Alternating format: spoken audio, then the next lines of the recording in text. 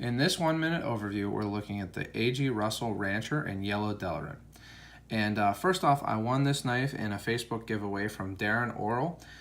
So I really appreciate that. I was really excited to see it. I'd been looking at A.G. Russell knives for a long time and wanting to try one out. So I really appreciate getting the chance to check one out, and huge thanks to Darren Oral for that. But it's a good looking knife. First, you notice it has a really big shield.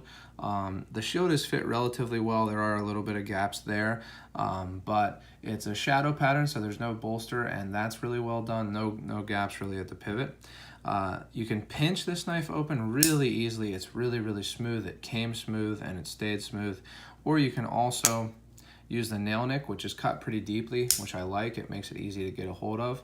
And again, it's really smooth opening, about a 5, maybe 5.5 pull, and just, no problems there. It doesn't have any blade play. It's nice and solid, and it really snaps open and closed also, which is nice. The first thing I noticed about this knife is that it seems to have more blade than should fit into the handle. So it's a nice tall blade, it's kind of long, and especially for the handle. And the reason for that, and the reason that it has such nice snap, is that it's kind of a unique action for a traditional knife or for a slip joint. Rather than the tang of the knife just hitting the spring, which often leads to blade wrap, and then you can't make as big of a blade, it actually has a stop pin in there that the blade tang kind of wraps around. So that allows them to put a lot more blade in because they don't have to worry quite as much about blade wrap.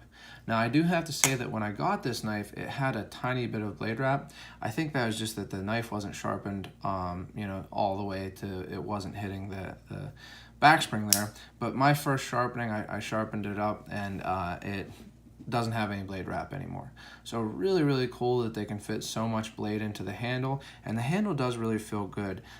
It's not a super big handle, but I can fit all 4 fingers on it, and I've used it quite a bit, and it really sits in the hand well while you're using it.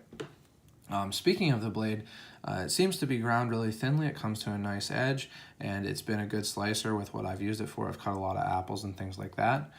It does have 8CR13 MOV steel because it is made in China. So 8CR13 MOV steel is a stainless steel, but for being a stainless steel, you do have to make sure you don't let water sit on it or anything like that, because it can get some rust spots and things. But overall, it's a really easy steel to sharpen, and it's a steel that I've used a lot and like. And just generally, I think, again, I didn't have to pay for this knife, but I think it's around $30, and for that price, it's a really great knife. Definitely a good value from A.G. Russell.